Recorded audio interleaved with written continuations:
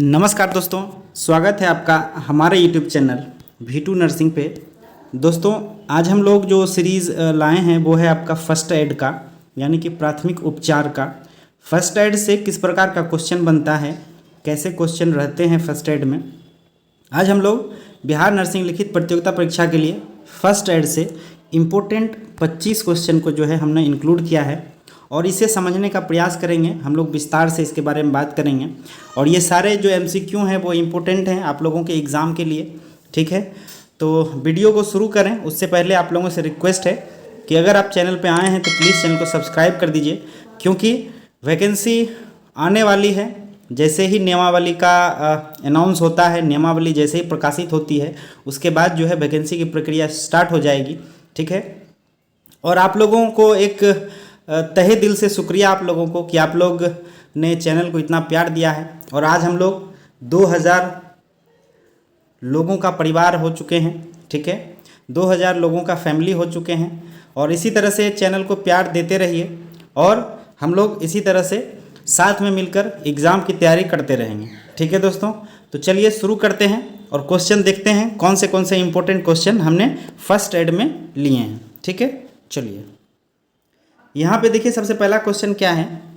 Medical assistant उपलब्ध होने से पूर्व रोगी को जान बचाने हेतु प्रदान की जाने वाली देखभाल कहलाती है। मेडिकल असिस्टेंट क्या होता है? किसी को भी मेडिकल रूप से मेडिकल का मदद करना। ठीक है, या मेडिकल हेल्प चाहिए तो आपने मेडिकल हेल्प दिया तो वो आप मेडिकल असिस्टेंट कहलाता है। ठीक है, तो मेडिकल असिस्टेंट पूर्व रोगी को जान बचाने हेतु प्रदान की जाने वाली देखभाल क्या कहलाती है? ठीक है, तो यहाँ पे ऑप्शन देखिए क्या है। ऑप्शन ए है आपका वास्तविक सहायता, बी है आपका प्राथमिक सहायता, सी है आपका अवास्तविक सहायता, जबकि डी है आपका आपातकालीन सहायता। मेडिकल असिस्टेंट उपलब्ध होने से पहले, ठीक है, मेडिकल असिस्टेंट आप किसी को दे रहे हैं उससे पहले दी जाने वाली देखभाल क्या कहलाता है? क्वेश्चन को समझने का प्रयास कीजिएगा आप। ठीक है, तो वो ऑप्शन बी हो जाएगा आपका राइट आंसर, फर्स्ट एड। किसी भी पेशेंट का, चाहे वो एक्सीडेंट हो या किसी भी प्रकार का कोई दुर्घटना हो, ठीक है, तो उसे हॉस्पिटल ले जाने से पहले या डॉक्टर के पास ले जाने से पहले जो मेडिकल असिस्टेंट, ठीक है, पहले दिया जाएगा उसे, वो प्राथमिक सहायता या फर्स्ट एड कहलाता है। ठीक है, तो ऑप्शन बी हो जाएगा इसका राइट आंसर। ठीक है, चलिए क्वेश्चन नंबर 2 देखते हैं। क्वेश्चन नंबर 2 देखिए क्या है। फर्स्ट एड प्रदान करने का उद्देश्य है। फर्स्ट एड अगर जो आप किसी को देख रहे हैं, किसी का फर्स्ट एड आप कर रहे हैं, किसी को आप प्राथमिक सहायता दे रहे हैं, तो उसका क्या पर्पस होना चाहिए, उसका उद्देश्य क्या होना चाहिए? तो ऑप्शन देखते हैं। ऑप्शन ए है आपका, देखिए, व्यक्ति के जीवन को बचाना, बी है आपका रोगी को प्राथमिक उपचार प्रदान करना, सी है आपका चोट को अधिक बढ़ने से रोकना, जबकि डी है आपका उपरोक्त सभी। ठीक है, तो ऑप्शन क्या हो जाएगा आंसर इसका? आंसर डी हो जाएगा right answer, all of these, उपरोक्त सभी। क्योंकि फर्स्ट एड प्रदान करने का जो मेन पर्पस होता है वो पेशेंट का जान बचाना भी है, उसे फर्स्ट एड प्रदान करना भी है, जबकि उसके जो चोट हैं या फिर किसी प्रकार का उन्हें प्रॉब्लम है तो उसे बढ़े ना, उसे रोकना है। ठीक है, तो फर्स्ट एड में यही किया जाता है, तो ऑप्शन डी हो जाएगा राइट आंसर। चलिए अब क्वेश्चन नंबर 3 देखते क्या है। अत्यधिक रक्तस्राव या एक्सेसिव ब्लीडिंग जिसे कहते हैं के कारण रोगी का ब्लड प्रेशर। एक्सेसिव ब्लीडिंग मतलब अत्यधिक ब्लड जो है उसका लॉस हो रहा है किसी कट के कारण या किसी एक्सीडेंट के कारण एक्सेसिव ब्लड लॉस हो रहा है, तो रोगी का जो ब्लड प्रेशर होगा वो क्या होगा? घटेगा, बढ़ेगा, अप्रभावित रहेगा, या फिर किसी में बढ़ जाता है, किसी में कम हो जाता है? ऑप्शन यही है ना। देखिए, ऑप्शन ए है आपका कम हो जाता है, बी है आपका अप्रभावित रहता है, सी है बढ़ जाता है, जबकि डी है कुछ रोगियों में बढ़ता है, कुछ रोगियों में कम होता है। तो ऑप्शन क्या हो जाएगा? तो आपको बता दें, ब्लीडिंग जब होगा एक्सेसिव तो पेशेंट का जो ब्लड प्रेशर होता है ना वो क्या हो जाएगा? तो कम हो जाएगा। ऑप्शन ए हो जाएगा राइट आंसर, कम हो जाता है ब्लड प्रेशर क्योंकि ब्लड का लॉस हो रहा है। ठीक है, चलिए क्वेश्चन नंबर 4 देखते हैं। जलने के रोगी, बर्न पेशेंट जो है, किसी प्रकार से वो जल गया है, चाहे वो इलेक्ट्रिक बर्न हो या फिर फायर बर्न हो, है ना, किसी प्रकार से जलने का रोगी को लगाए जाने वाला वैक्सीन कौन सा है?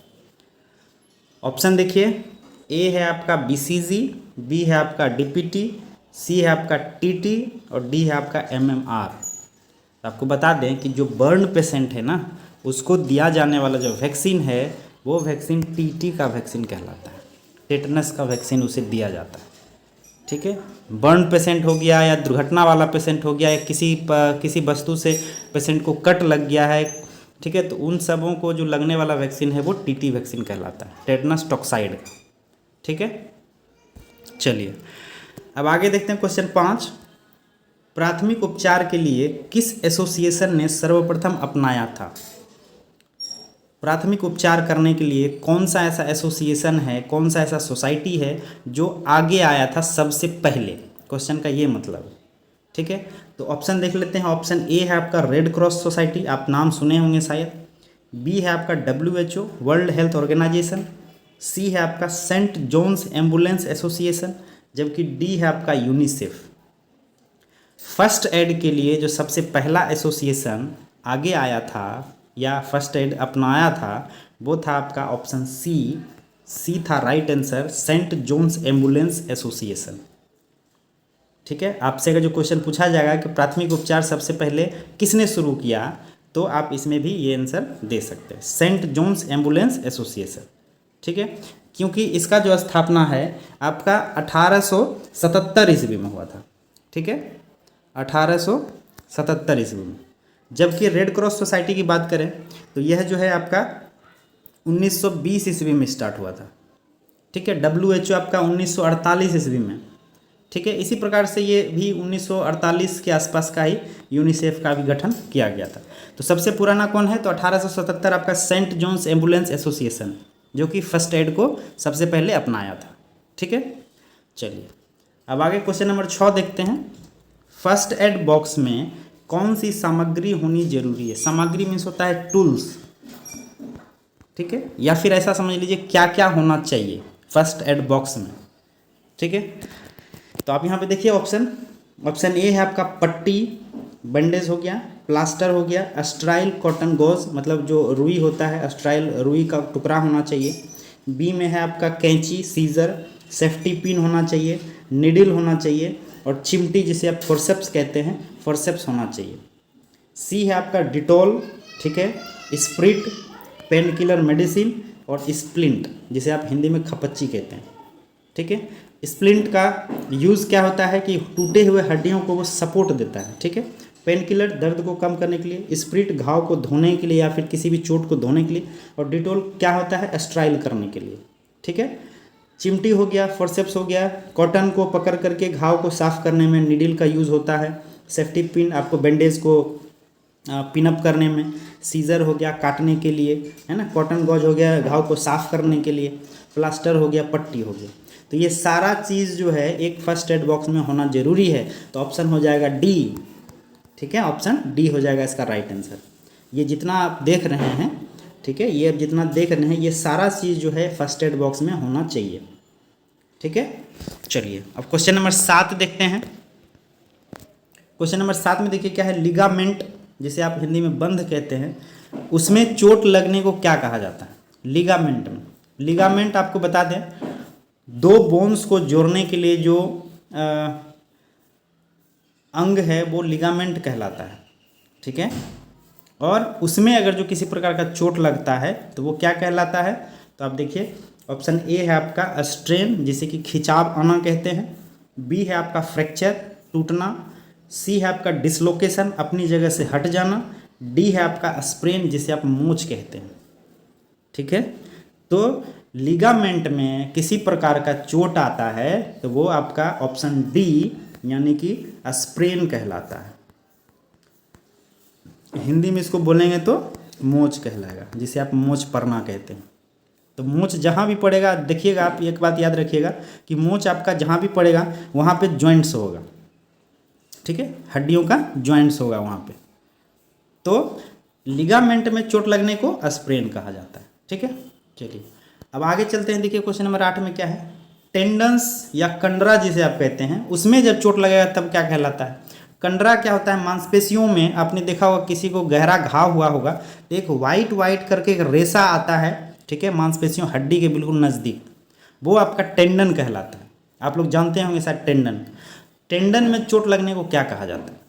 ठीक है, तो ऑप्शन देखिए, ऑप्शन ए है आपका फ्रैक्चर, बी है आपका स्ट्रेन, खिंचाव जिसे कहते हैं, सी है आपका डिसलोकेशन, ठीक है, जबकि डी है आपका मोच। तो लिगामेंट में चोट लगने को आप स्प्रेन या मोच कह रहे थे, जबकि टेंडन में चोट लगेगा तो वो स्ट्रेन कहलाएगा, ठीक है, स्ट्रेन कहलाएगा, मतलब खिंचाव, मांसपेशियों में खिंचाव आना जिसे आप कहते हैं, ठीक है। चलिए क्वेश्चन नंबर 9 देखते हैं। यहाँ पे देखिए, बर्फ यानी आइस द्वारा उपचार करने की विधि को क्या कहते हैं?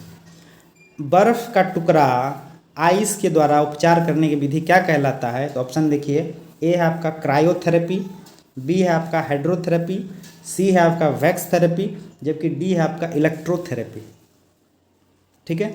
आइस काफ़ी ठंडा होता है, आप जानते हैं बर्फ़ ठंडा होता है, ठीक है।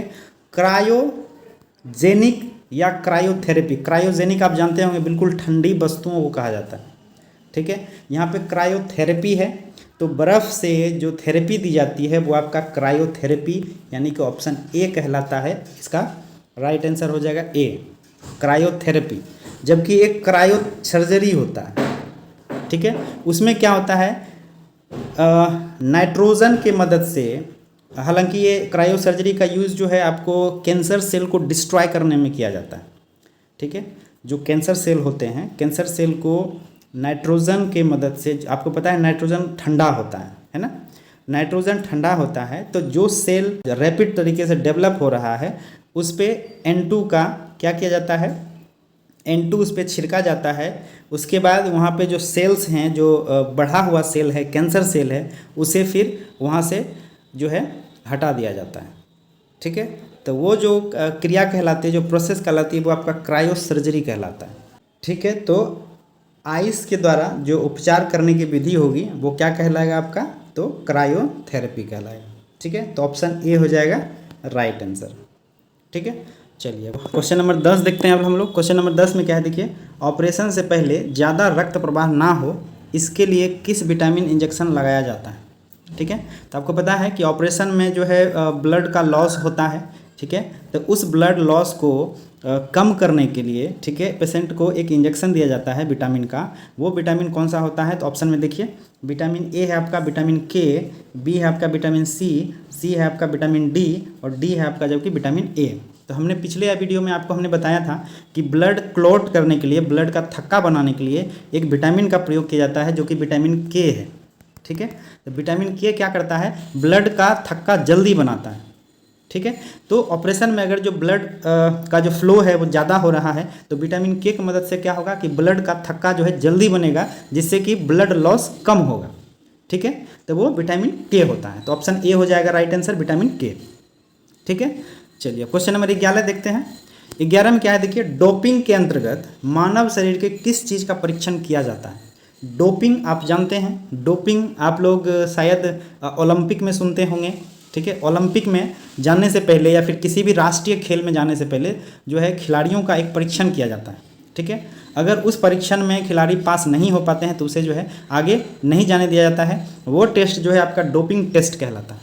तो डोपिंग टेस्ट किस चीज़ का परीक्षण किया जाता है? तो ऑप्शन देखिए, ए है आपका हड्डियों का, बी है आपका मूत्र यानी यूरिन का, सी है आपका हार्मोन्स का, जबकि डी है आपका उपयुक्त सभी। तो आपको बता दें डोपिंग, ठीक है, डोपिंग टेस्ट जो होता है वो आपका यूरिन का होता है। ऑप्शन बी हो जाएगा राइट आंसर, यूरिन का, ठीक है। यूरिन का टेस्ट किया जाता है और डोपिंग में यह पता लगाया जाता है कि खिलाड़ी के द्वारा किसी प्रकार का ड्रग्स या किसी प्रकार का अल्कोहल या फिर किसी प्रकार का नशीला पदार्थ, ठीक है, खिलाड़ियों के द्वारा ना लिया गया हो। तो उसमें यूरिन का सैंपल लिया जाता है, यूरिन का टेस्ट किया जाता है, उसमें देखा जाता है कि उसमें किस प्रकार के एलिमेंट पाया गया है, ठीक है।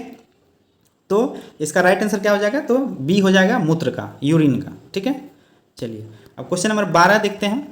बिजली के माध्यम से किया गया इलाज किस नाम से जाना जाता है? बिजली के मदद से कह लीजिए, ठीक है, करंट के मदद से एक इलाज होता है, उस इलाज को किस नाम से जाना जाता है? तो ए है आपका इलेक्ट्रोथेरेपी, बी है आपका हाइड्रोथेरेपी, सी है आपका क्रायोथेरेपी, जबकि डी है आपका वैक्स थेरेपी। ठीक है, तो बिजली की मदद से जो इलाज होगा वो क्या कहलाएगा? तो ऑप्शन ए हो जाएगा राइट आंसर, इलेक्ट्रोथेरेपी। ठीक है, इलेक्ट्रोथेरेपी। आप लोग ईसीटी का नाम सुने होंगे, ठीक है, ईसीटी, इलेक्ट्रो कन्वल्सन थेरेपी। इसमें क्या होता है, जो मेंटल पेशेंट होते हैं उसे ईसीटी का जो है ट्रीटमेंट दिया जाता है, ठीक है, तो वो इलेक्ट्रिक थेरेपी कहलाता है। जबकि हाइड्रोथेरेपी जो है वो पानी के द्वारा इलाज किया जाता है, ठीक है, हाइड्रो मीन्स जल होता है। क्रायोथेरेपी आप जानते हैं, बर्फ़ के मदद से जो है ट्रीटमेंट किया जाता है। जबकि वैक्स थेरेपी जो आप देख रहे हैं ऑप्शन में, वैक्स मीन्स होता है मोम, मोमबत्ती आप जिसे मोम कहते हैं, ठीक है, तो मोम के मदद से भी कुछ थेरेपीज होती है, उसे वैक्स थेरेपी कहा जाता है। ठीक है, तो 12 का राइट आंसर क्या हो जाएगा? ए हो जाएगा राइट आंसर, इलेक्ट्रिक थेरेपी। ठीक है, चलिए अब क्वेश्चन नंबर 13 देखिए क्या है। खेल प्रशिक्षण के सिद्धांत के अनुसार चोटों से बचने का सबसे पहला सिद्धांत कौन सा है? खेल प्रशिक्षण का सिद्धांत है कुछ, चोट से बचने के लिए खिलाड़ियों को सबसे पहला काम क्या करना चाहिए, ठीक है, जिससे कि उसे चोट कम से कम लगे। ठीक है, तो ए है क्या आपका शारीरिक स्वच्छता, ठीक है, फिजिकल हाइजीन जिसे कहते हैं आप, बी है आपका वार्म अप, सी है आपका कूल डाउन, जबकि डी है आपका कंडीशनिंग। तो खेल के सिद्धांत के अनुसार चोट से बचने का जो सबसे पहला तरीका है वो आपका ऑप्शन बी हो जाएगा राइट आंसर, वार्म अप। ठीक है, खेलने से पहले खिलाड़ियों को आपने देखा होगा वो लोग वार्म अप करते हैं, अपने शरीर को जो है वार्म अप करते हैं, अपने शरीर को फ्री करते हैं। इससे क्या होता है, उसे किसी प्रकार का चोट जो है कम से कम लगता है। ठीक है, चलिए क्वेश्चन नंबर 14 देखते हैं अब क्या है। बोन और स्किन, हड्डी और त्वचा दोनों का टूटना क्या कहलाता है? हड्डी भी टूट गया, स्किन भी टूट गया, ठीक है, या आप समझ लीजिए स्किन में कट लग गया, तो दोनों का टूटना क्या कहलाता है? तो ऑप्शन देखिए, ऑप्शन ए है आपका साधारण फ्रैक्चर, सिंपल फ्रैक्चर, बी है आपका मिश्रित फ्रैक्चर, मिक्स्ड फ्रैक्चर, सी है आपका बहु फ्रैक्चर जिसे मल्टीपल फ्रैक्चर कहते हैं, जबकि डी है आपका green stick fracture, green stick fracture कहलाता है। तो ये दोनों टूट रहा है, ठीक है, तो दोनों टूटने को क्या कहते हैं आप? मिश्रित फ्रैक्चर कहते हैं उसे, मिक्स्ड फ्रैक्चर। ऑप्शन बी हो जाएगा इसका राइट आंसर, मिक्स्ड फ्रैक्चर कहलाता है, जिसमें हड्डी टूटने के साथ साथ स्किन भी क्या हो जाता है? टीयर हो जाता है। ये मोस्टली क्या है, इस अपना आपका एक्सीडेंटल केस में ज़्यादा देखा जाता है। ठीक है, हड्डी और स्किन दोनों का क्या होना? डैमेज होना। चलिए अब आगे देखते हैं क्वेश्चन नंबर 15। जल जाने पर सबसे पहले किससे उपचार किया जाता है? अगर कोई व्यक्ति जल गया है तो उसका सबसे पहला जो उपचार होगा वो किससे होगा, किसके मदद से किया जाएगा? तो ये देखिए क्या है, गर्म पानी, वार्म वाटर, बी है आपका मिट्टी डालना, सी है आपका ठंडा पानी या बर्फ़, डी है आपका उपरोक्त में से कोई नहीं। तो आपको बता दें, जो बर्न पेशेंट होता है, ठीक है, या जो किसी चीज़ से जल गया है, तो कहा जाता है कि उस जले हुए पे जो है जितना ज़्यादा हो सके ठंडा पानी डालने का जो है काम किया जाता है। तो ऑप्शन सी हो जाएगा इसमें राइट आंसर, ठंडा पानी या बर्फ़। ठीक है, चलिए क्वेश्चन नंबर 16 देखते हैं। स्पॉन्डिलोसिस नामक चोट शरीर के किस भाग में होती है? एक स्पॉन्डिलाइसिस एक होता है, ठीक है, एक समझ लीजिए आप एक प्रकार का चोट है, ठीक है, जो कि शरीर के किस भाग में लगती है, यही क्वेश्चन है। तो ऑप्शन ए देखिए क्या है, शरीर में, बी है आपका पैर में, सी है आपका भट्टीवरा में, डी है आपका हाथ में। तो स्पॉन्डिलाइसिस जो चोट होता है वो शरीर के, ऑप्शन सी आपका जो वर्टिब्रा है उसमें चोट लगने को कहते हैं। वर्टिब्रा आप लोग स्पाइनल कॉर्ड जानते हैं, ठीक है, स्पाइनल कॉर्ड में जो बोन्स हैं, जो बोन का डिस्क बना हुआ है वो आपका वर्टिब्रा कहलाता है। तो वर्टिब्रा में चोट लगने को क्या कहते हैं? तो स्पॉन्डिलोसिस कहते हैं। ठीक है, चलिए क्वेश्चन नंबर 17 देखते हैं। मेटाटार्सल हड्डी के स्ट्रेस फ्रैक्चर को किस नाम से जाना जाता है? मेटाटार्सल आप जानते हैं, ठीक है, पैर का बोन है ये वाला मेटाटार्सल, ये वाला भाग, ये एड़ी हो गया, ये फिंगर हो गया, ये होता है मेटाटार्सल। ठीक है, तो यहाँ पे जो फ्रैक्चर होगा वो किस नाम से जाना जाएगा? ठीक है, तो देखिए ऑप्शन ए है आपका सिंपल फ्रैक्चर, बी है आपका मिक्स्ड फ्रैक्चर, सी है आपका मल्टीपल फ्रैक्चर, जबकि डी है आपका मार्च फ्रैक्चर। तो आपको बता दें, मेटाटार्सल में जो फ्रैक्चर होगा वो आपका ऑप्शन डी यानी कि मार्च फ्रैक्चर कहलाएगा। ठीक है, ये ऐसा वर्ड है आपको याद शायद रहे, मार्च फ्रैक्चर। मार्च फ्रैक्चर कहाँ होगा? तो आपका मेटाटार्सल बोन्स में होगा। ठीक है, चलिए क्वेश्चन नंबर 18 देखिए क्या है। शरीर को मांसपेशियां किसकी कमी से होती है, कमज़ोर होती है? शरीर में जो मांसपेशियां हैं वो किसकी कमी से कमज़ोर होती है? देखिए यहाँ ऑप्शन ए है आपका सोडियम, बी है आपका पोटेशियम, सी है आपका फास्फोरस, जबकि डी है आपका कैल्शियम। तो मांसपेशियों की जो कमज़ोर होने की होती है ना, उसके लिए सबसे मोस्ट ऑफ एलिमेंट जो होता है वो आपका ऑप्शन बी यानी पोटेशियम होता है। ठीक है, अगर आपके बॉडी में पोटेशियम लेवल डाउन हो जा रहा है, इज दैट मीन्स कि आपका मांसपेशी सब क्या हो रहा है? कमज़ोर हो रहा है। ठीक है, तो क्या हो जाएगा राइट आंसर? पोटेशियम हो जाएगा। चलिए अब क्वेश्चन नंबर 19 देखते हैं।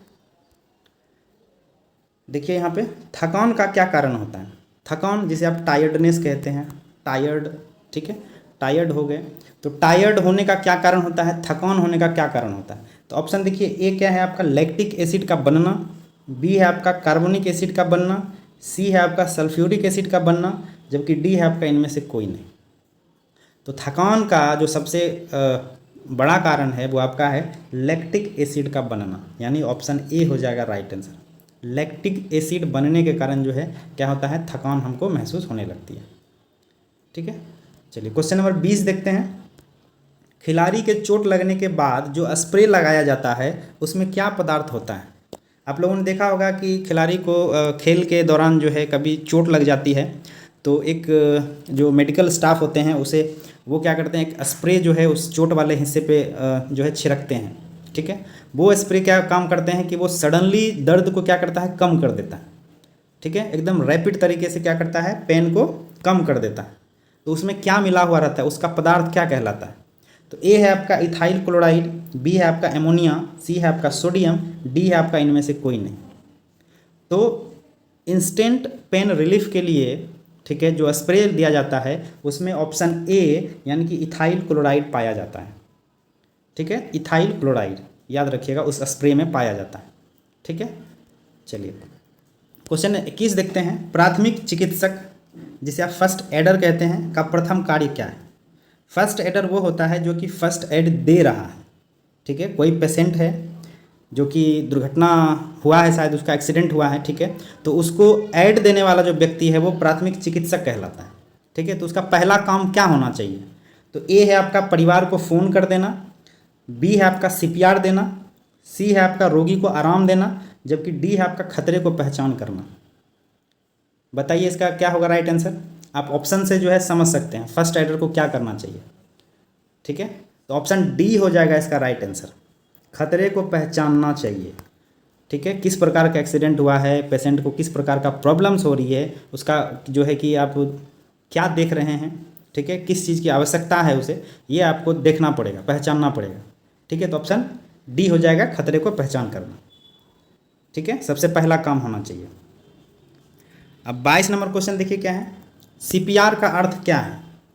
ठीक है, सीपीआर का अर्थ क्या है? सीपीआर एक प्रोसेस है जो कि इसे इमरजेंसी प्रोसेस भी कहते हैं, जो कि इमरजेंसी में किसी पेशेंट का अगर जो कार्डियक अरेस्ट हुआ है या फिर उसका जो है किसी भी प्रकार का कार्डियक प्रॉब्लम हुआ तो यहाँ सीपीआर जो है दिया जाता है। तो सीपीआर का अर्थ क्या है? तो आप यहाँ पे देखिए ऑप्शन ए है आपका कार्डियो पल्मोनरी रिससिटेशन, बी है आपका कार्डियो पल्मोनरी रेस्क्यू, सी है आपका कार्डियो पल्मोनरी रिवाइवल, डी है आपका कार्डियो पल्मोनरी रिमूवल। तो सीपीआर का जो अर्थ होता है वो आपका ऑप्शन ए होता है, कार्डियो पल्मोनरी रिससिटेशन। ठीक है, चलिए अब आगे देखिए, यदि आप गंभीर रक्तस्राव देखते हैं तो आपको क्या करना चाहिए? आपने किसी पेशेंट को गंभीर रक्तस्राव क्या होता है? सीवियर ब्लीडिंग, किसी को सीवियर ब्लीडिंग हो रहा है, बहुत ज़्यादा ब्लीडिंग हो रहा है, तो आपको क्या करना चाहिए?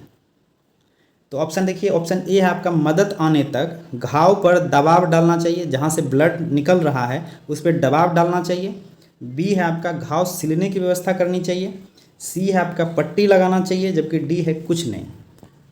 तो जहाँ भी ब्लीडिंग होता है, गंभीर तरीके से ब्लीडिंग हो रहा है, तो आपको सबसे पहला काम क्या करना चाहिए पता है? आपको ऑप्शन ए यानी उस घाव को जहाँ से ब्लीडिंग हो रही है उसको प्रेशर दे करके ब्लड को क्या करना है? कंट्रोल करना है, ब्लीडिंग को कंट्रोल करना है। ठीक है, जब तक कि मेडिकल टीम ना पहुँचे। चलिए क्वेश्चन नंबर 24 देखते हैं क्या है।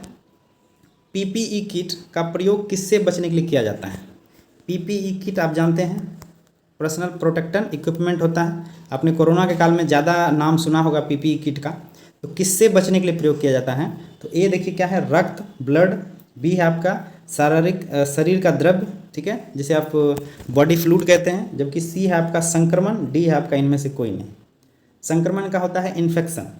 तो पीपीई किट पहनने का जो सबसे मेन पर्पस होता है वो होता है आपका प्रिवेंट टू इन्फेक्शन, ठीक है। संक्रमण हो जाएगा इसका राइट आंसर सी। संक्रमण से बचने के लिए पीपीई किट जो है पहना जाता है, ठीक है। चलिए अब देखिए क्वेश्चन नंबर 25, इनमें से क्या दिल के दौरे का संकेत नहीं है। दिल का दौरा जिसे आप हार्ट अटैक कहते हैं, ठीक है, हार्ट अटैक का संकेत नहीं है, तो वो कौन सा नहीं है। तो ये देखिए ऑप्शन है छाती में दर्द, चेस्ट पेन, बी है आपका दर्द कंधे तक फैलना, सी है आपका पसीना आना, ठीक है, जबकि डी है आपका नाक से खून बहना। तो हार्ट अटैक वाले पेशेंट में, ठीक है, इसमें से 3 मौजूद होते हैं जबकि एक मौजूद नहीं होता। तो कौन सा मौजूद नहीं है, तो ऑप्शन डी हो जाएगा इसका राइट आंसर, नाक से खून बहना, ठीक है। तो ये आपका 25 क्वेश्चन हमने डिस्कस किया है। आज का ये वीडियो आपको कैसा लगा, कैसे क्वेश्चन हैं, ज़रूर कमेंट करके बताइएगा। बाकी हमने यहाँ पे आपको इसका जो है आंसर की दे दिया है, आप यहाँ से प्रैक्टिस कर सकते हैं। हम इसका पीडीएफ जो है टेलीग्राम ग्रुप पे डाल देंगे, आप वहाँ से जो है ऐड होकर के इस क्वेश्चन को डाउनलोड कर सकते हैं, ठीक है। बाकी ये वीडियो कैसा लगा ज़रूर कमेंट करके बताइएगा, क्या इसमें जो है इम्प्रूव करना चाहिए, ठीक है। आप हमें ज़रूर सजेस्ट कर सकते हैं ताकि हम लोग इसमें इम्प्रूव कर सकें, ठीक है दोस्तों। बाकी ये वीडियो अगर जो अच्छा लगा हो तो प्लीज़ अपने दोस्तों को शेयर करिए, क्योंकि वो भी आपके साथ में जो है तैयारी कर लेंगे।